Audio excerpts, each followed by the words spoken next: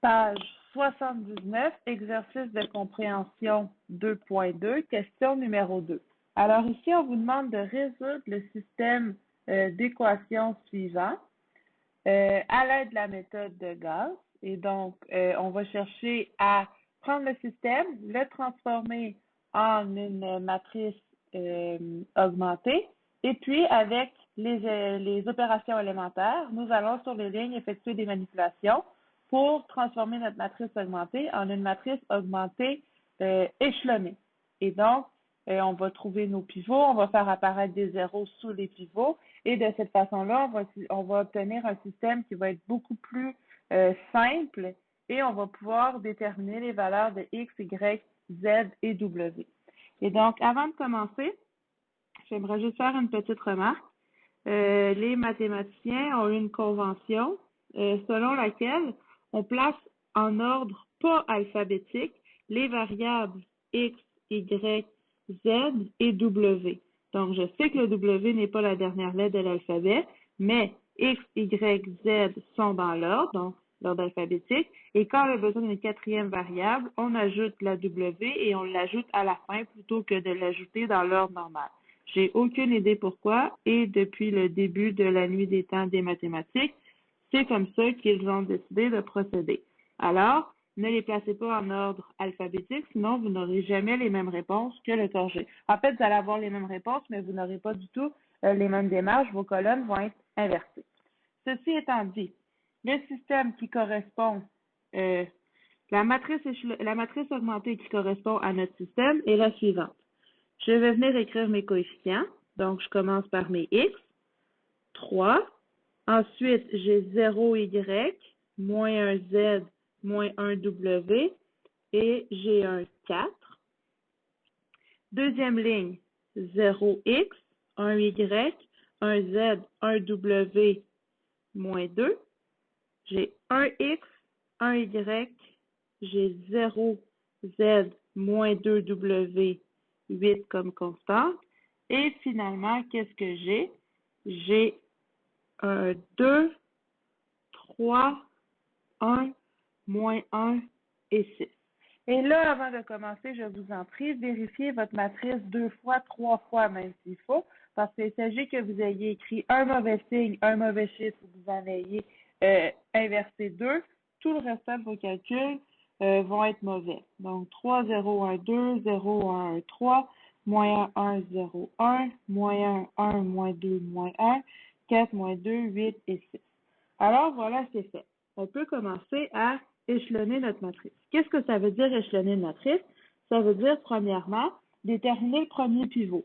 Le premier pivot, c'est le 3. C'est le premier élément non nul de ma ligne. Notre objectif, c'est quoi? C'est de faire apparaître des zéros partout en dessous de notre premier pivot. Eh bien là, ça commence bien. On a un petit cadeau pour la deuxième ligne. On n'aura pas de travail à faire puisqu'on a déjà un 0. Alors, on peut directement réécrire la première et la deuxième ligne. Je réécris ma deuxième ligne telle quelle. 1, 1, moins 2. Et puis là, on doit prendre le 1 qui est à la troisième ligne, première colonne, et le transformer en 0. Qu'est-ce qu'on va faire? Eh bien, on va prendre 3 fois la ligne 3 et on va lui soustraire la ligne 1.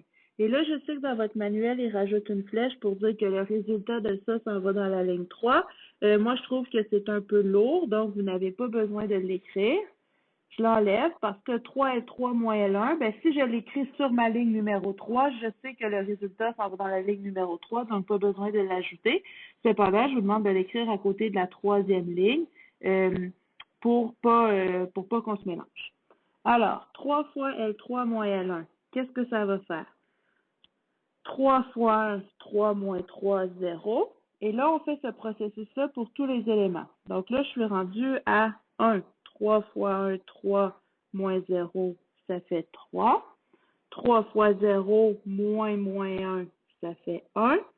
3 fois moins 2, ça fait moins 6. Moins 6 moins 1, ça fait moins 6 plus 1 qui fait moins 5. 3 fois 8, ça fait 24. 24 moins 4, ça fait 20. Alors, je prends tous les éléments de la troisième ligne, je les multiplie par 3 et je les soustrais par leur élément correspondant dans la première ligne. On a réussi à mettre un 0. Maintenant, on doit prendre le 2 de la dernière ligne et on doit le transformer en 0. Comment on va faire pour faire ça? Eh bien, si on réussit à multiplier la quatrième ligne par 3 et qu'on lui soustrait 2 fois la première ligne, on va donc avoir 3 fois 2 qui donne 6, moins 2 fois 3 qui donne aussi 6. 6 moins 6, on obtient 0. On fait ça pour les autres éléments. 3 fois 3, 9. 9 moins 2 fois 0, ça fait 9. 3 fois 1, ça fait 3. 3 moins 2, ça fait 5. Moins 1 fois 3, ça fait moins 3. Moins 3 moins 2 fois moins 1, ça fait donc moins 3 plus 2 qui fait moins 1. Et finalement, 3 fois 6, 18. 18 moins 2 fois 4, ça fait 18 moins 8 qui donne 10. On a réussi à prendre le premier pivot qui était dans la première ligne et faire apparaître des zéros partout en dessous. On a donc réussi à réduire la variable x pour les trois autres équations. Notre deuxième pivot, ça va être le premier élément non nul de la deuxième ligne. Le deuxième pivot est donc égal à 1. Notre objectif maintenant, c'est de faire apparaître des zéros partout en dessous de notre pivot qui est maintenant 1. C'est-à-dire que la première ligne, on ne lui touche plus et la deuxième ligne non plus. On va donc obtenir un système, une matrice, équivalente. 3, 0, moins 1, 3 petits points, 4. J'ajoute mon 0, 1, moins 2. Et puis là, qu'est-ce que je dois faire? Eh bien, si je prends la ligne 3 et que je lui soustrais 3 fois la ligne 2, nous allons avoir 0 moins 3 fois 0, ça donne 0. Nous allons avoir 3 moins 3 fois 1 qui donne 0. Alors voilà, on a réussi à faire apparaître notre 0. Ensuite, on a 1 moins 3 fois 1, donc 1 moins 3, moins 2. Moins 5 moins 3 fois 1, ça fait moins 8. Et finalement, 20 moins 3 fois 2, 20 moins 3 fois moins 2, donc 20 plus 3, le moins avec le moins, ça fait plus, 2 fois 3, ça fait 6, et donc 26. On a réussi à mettre un 0. Pourquoi est-ce que je prends la deuxième ligne et non la première?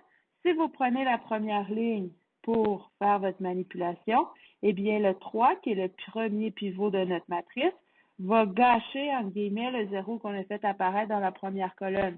Et donc, si j'ai des zéros dans la première colonne, je vais faire ma manipulation avec une ligne dans laquelle il y a aussi un 0 pour ne pas gâcher le 0 qu'on vient de faire apparaître.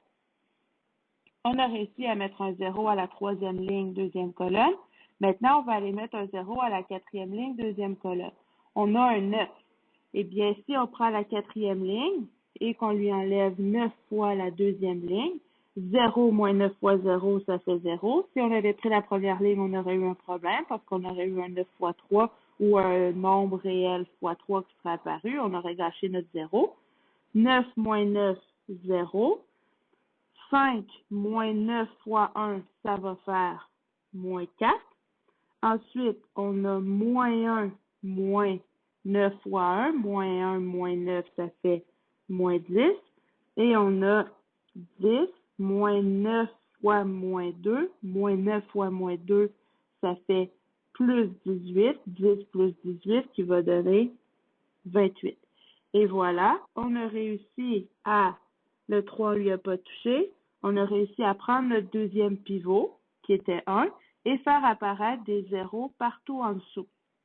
De sorte que notre matrice commence à être échelonnée. Pourquoi? Première ligne, on avait 0, 0 au début de la ligne en partant de la gauche. Deuxième ligne, on a 1, 0. Troisième ligne, on a 2, 0. Et donc, le pivot de la troisième ligne, c'est moins 2 parce que c'est le premier élément non nul. Et là, qu'est-ce qu'on veut faire?